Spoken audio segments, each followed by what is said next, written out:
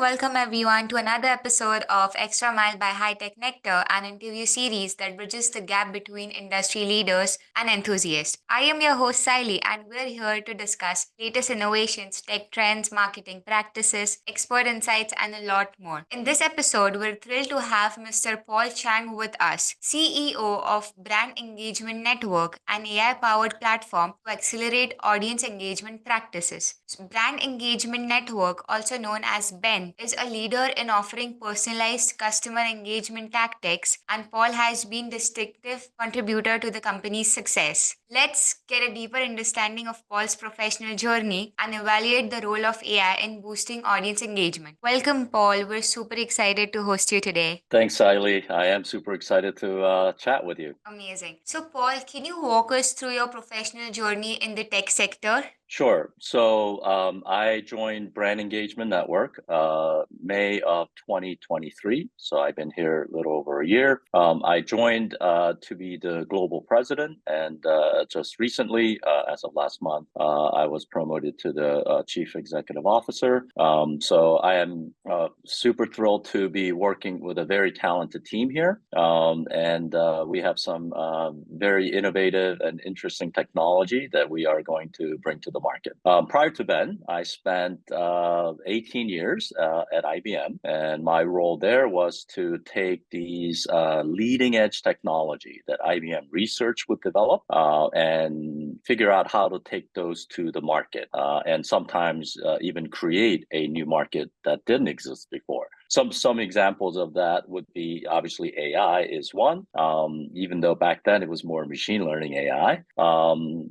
Technology such as blockchain, I was very involved in that, and new innovation such as IoT. This was a few years back. So that's been my role at IBM. And prior to IBM, I worked for a bunch of startup companies. So I've kind of come back full circle here. So I worked for 4 different startup companies. Some were wildly successful, where we went IPO, and others were failures. But all along the way, I've learned quite a bit about how these technology companies get started, how to grow them, how to drive efficiency in order to scale the business. And I hope to use all of that experience and learning to help Ben scale and grow its business. Thank you, Paul. It's inspiring to hear how you've managed to collect these milestones in your professional journey. So, moving on, as the CEO of Ben, what are the tasks that you regularly execute on daily basis? So I do 3 things every day. And those 3 things are, first, I like to make sure that we have a commercial validation. And what I mean by commercial validation is, even though we think the technology is great, we like to use it. In fact, we use it ourselves.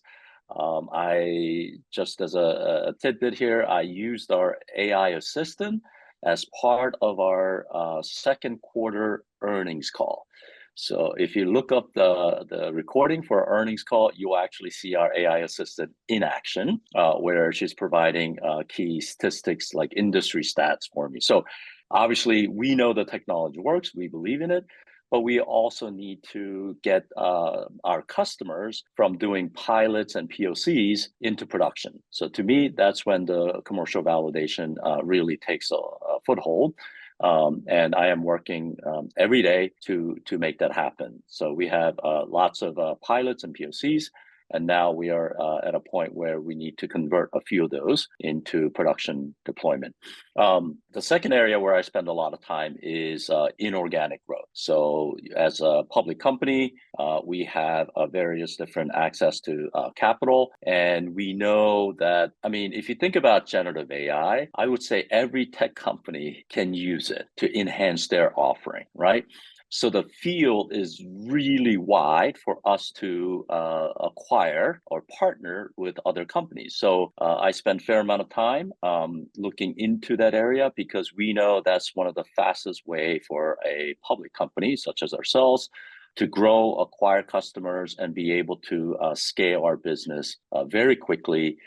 in addition to trying to grow the business organically. And then the third piece is, in order to support organic growth and these acquisition growth, we need scalable platform, meaning we are not in R&D.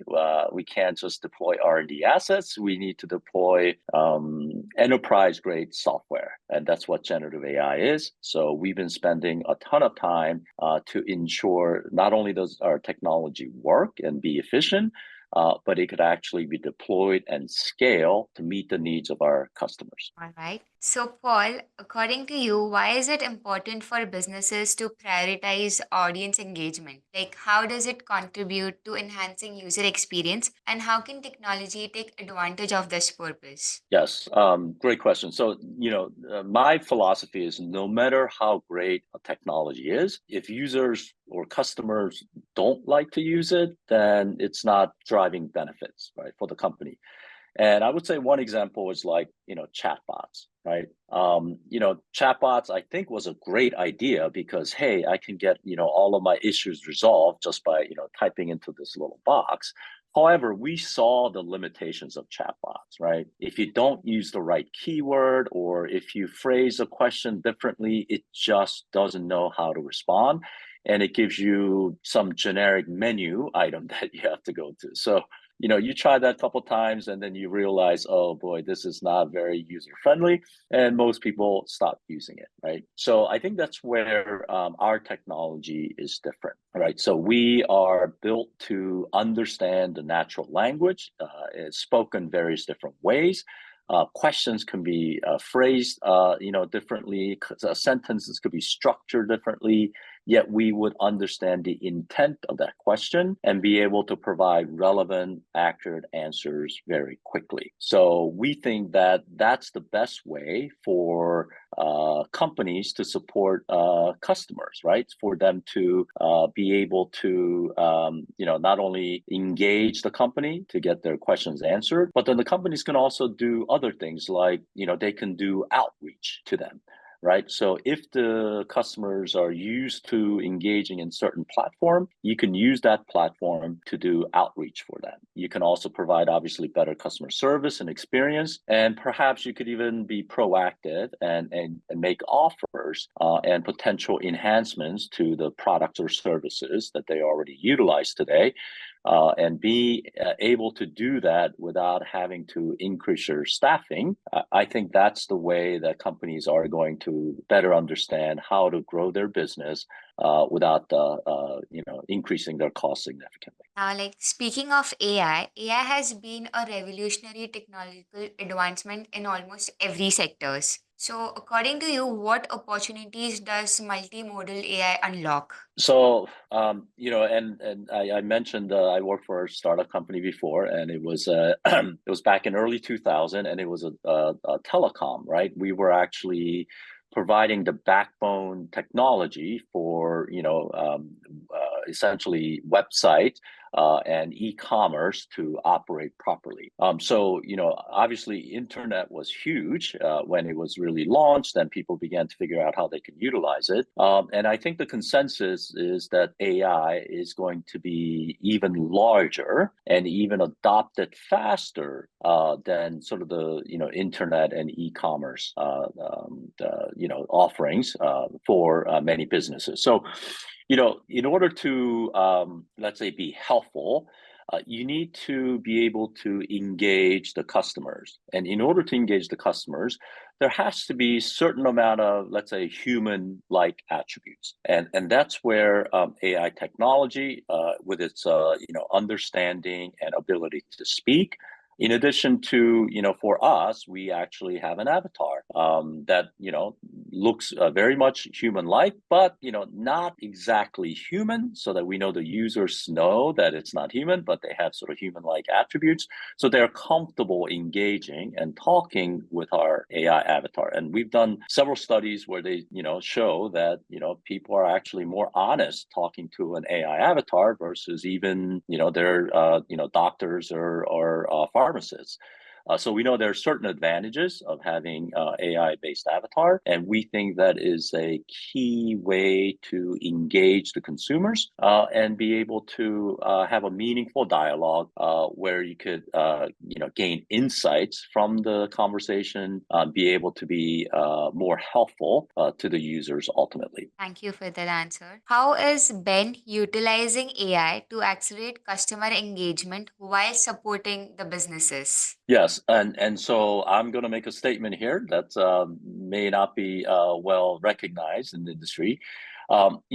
When people say generative AI, there are more ways to do generative AI than just these open systems like ChatGPT or Bard or other systems that are essentially searching the internet for answers. There are different ways to do it. So I'll just make that statement. So our AI platform is three things. Our AI is safe, our AI is intelligent, and our AI is scalable. So if the AI isn't safe, you're not going to engage the consumers, right? No one's going to use any technology that doesn't provide the privacy and the security and the protection that is necessary on any sort of interaction, whether and this is true for any interaction, right? Whether you're interacting with someone face to face at a grocery store or you're doing something online, everyone's going to want privacy and security and safety, and that's what we bring to the table. Meaning,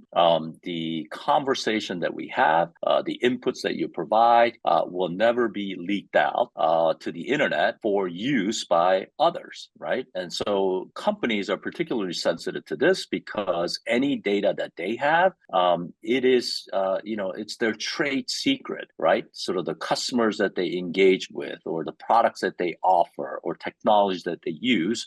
None of that should be leaked out to their potential competitors. So having safe AI is, I think, the most critical part about deploying Gen AI solution. The second is intelligent. And what I mean by intelligent is our AI is very knowledgeable for very specific areas. So it's different than the current AI offerings out there. We don't have to have our AI assistant know everything about everything, but it should know a lot about certain topic areas. Let's say, that's about particular drugs or, types of automobiles that you can buy. So it has sort of very targeted knowledge, and that's by design, right? We don't want it to write term papers for kids. We want it to answer very specific questions about the type of drug that someone might be taking. The third piece is that our AI is scalable, right? At the end of the day, I think, again, and I use a term paper as an example because I'm sure my kids have used it. But if you're just doing one-time term paper, that's fantastic. But if you're running a business where you service hundreds of millions of customers, well, any technology needs to scale to that level. And when I say scale, you need to scale both on the front end and on the back end. So on the front end, you have to be able to meet the customers where they are. So, most consumers are now mobile driven, but they can still use, laptops or desktops. If you're, let's say, a physician that's, walking around with laptops to be able to, consult with different patients. We actually even have a life-size kiosk that could be used at, let's say, storefronts or any company that wants to sort of highlight the technology and be helpful to the consumers walking through the door. And we also use what's called a small language model. So our language models are a couple of orders of magnitude smaller than those publicly available. And what that does is that gives the companies the ability to scale in a very cost-effective manner. As you can imagine, you're sifting through smaller data set, then you should be able to drive results faster and be able to scale to meet the growing demands of your business. So, just adding on to that, we all know that scalable initiatives are crucial for any business. How can AI enable high scalability for companies? Sure. So, I want to just share maybe just few examples of how we're doing that. So, one of the examples, and this is a customer and a partner of ours called MedAdvisor, and they provide drug information to about 80% of the U.S. pharmacies. So clearly a big player in the pharmaceutical space. Their data set has been well vetted and validated by various different sources, and we are essentially providing patient support working with MedAdvisor. So if you want to know about particular drugs, we provide that information. If it's, let's say it's the fall right now, so this is sort of the flu season or the vaccine season. So we can do outreach and provide information about different vaccines. When you should take them, who can take them, what are the side effects, and what are the benefits, and can you take multiple at the same time? There's lots and lots of questions, and searching that answer on the internet may not be the best way to do this, right? Because you may or may not get the correct answer. So we are working with MedAdvisor to provide that information and make sure that people are taking meds on a timely manner to ultimately improve their health condition. The other couple examples we have is a company called Intervent and Members Only Health, who provide concierge type service, and we not only engage the consumers, we're also engaged to train the internal staff so that they are more knowledgeable, more helpful, and provide better responses to the customers that they interact with. And lastly, I like to highlight a business partner of ours in Mexico, a company called Vibru, and Farmacia Roma, which is another large pharmacy chain based out of California, but operating primarily in Mexico. And they want to engage the customers as they walk through the pharmacy, be able to engage with them through an audio system that's already embedded into the pharmacy, obviously providing helpful information as well as maybe offers that the consumers may be looking for. And it's an easy audio way to do it without, let's say, wasting any customer's time or becoming a distraction. We are still able to deliver the sort of the right message at the right time to those customers. As we're aware, Ben aims to create helpful, creative, clever, and friendly AI assistants. How does the company strategize to achieve this goal? Yeah, so I think again, it comes to user experience, and most people are willing to engage, let's say, digital technology as long as they feel that it's providing the right information, solving the problems for them, and having sort of a more natural human-like interaction. And I think typing into a little chat box can work sometimes, but in general, I think most people, we interact with each other like you and I are interacting right now, which is we're having a conversation. And I think that's the most sort of the natural, comfortable way for companies to engage their consumers. So not only should we be providing information, but the AI assistants should also make their tasks a little bit easier for the consumers. So one example might be, I talked about the vaccine education. For vaccines, you have to fill out a form here in the US. So if I could provide my information to the AI assistant and it can fill out the form, that makes my life a little bit easier. And if it could help me make appointments for the time when it's available, that's also very helpful. And so AI assistants should be doing more than just sharing information or sharing knowledge. It should be completing certain, tasks that will drive efficiency for the business and is also providing helpful service to the consumer. So, our ability to provide both the responses or answers, but to complete certain tasks on behalf of the businesses, I think that is going to be critical in wide scale adoption, because now you're not just doing one thing, you're able to do multiple things, and you could also be integrated with back end systems of the businesses. Because no technology, no matter how cool it is or how great it is, it cannot operate in a silo for most businesses. It has to be integrated with other, let's say, legacy systems. It has to be integrated into their business processes, and in order to do that, you need to have other, I'll use the term middleware technology to make that happen. So Ben has both the front end, the middle layer, and the back end, and that's what gives us the full control over the customer engagement and the experience. As we wrap up, impactful leadership is a core component of any growing business. Are there any specific leadership qualities you believe contribute in gaining success and fostering positive work environment? Well, that's a sort of a personal question, so I appreciate that.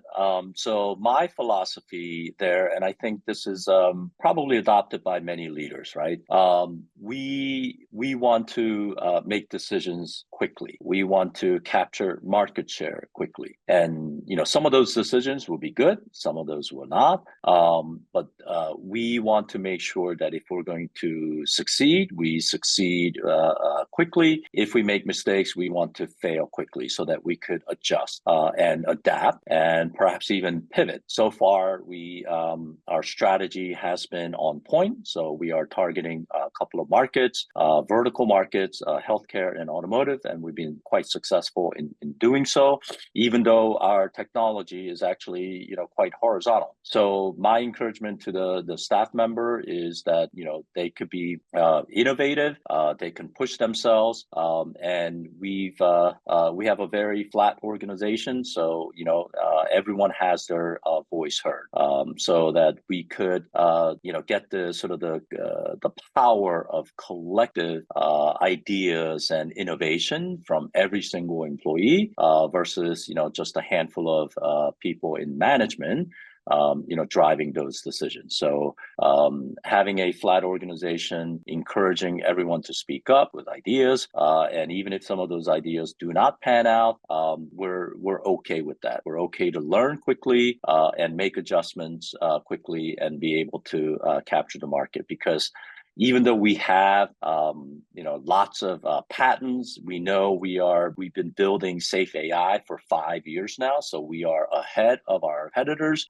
It's still a race, and we want to make sure that we get to the finish line. Even though we started faster, we want to make sure we get to the finish line before anyone else. So having a company and the staff that knows that they have the full support of management to be able to get creative, innovative, and to drive decisions faster, that will be critical to our success. Thank you, Paul. Appreciate the answer. And just to end this on a fun and light note, if you could have any superpower, what would it be and why? Oh boy, any superpower. Obviously, I think the easy one would be, if you could predict a little bit of the future, right? I think that would be a great superpower, because then you could make, I would say, it'll be like an informed decision, because you know exactly what's going to happen. But I think the other way to get to that superpower is if you make decisions and if you have built processes in a way that allows you to understand and predict the future as quickly as you can. So obviously you don't have the 100% certainty, but I do believe that there are things that you can do to minimize the risk and increase the certainty that the strategy that you're taking is indeed what's going to pan out as a successful strategy in the future. So while it's not superpower, I think it's getting close to having that superpower. And who knows, sometimes our AI assistant could actually even help me think through those things. Thank you, Paul. The insights you have shed light on are truly valuable to us. Thank you so much for sharing such informative perspectives on future of AI, leadership, and bench strategies. Once again, thank you so much, Paul. Thanks, Sayali. Nice chatting with you. Likewise. Thank you all for being part of today's discussion. I'm Sayali, your host, signing off. Join us in the next episode of Extra Mile by High Tech Nectar, where we'll have another extraordinary leader sharing their insights. Until then, please stay tuned.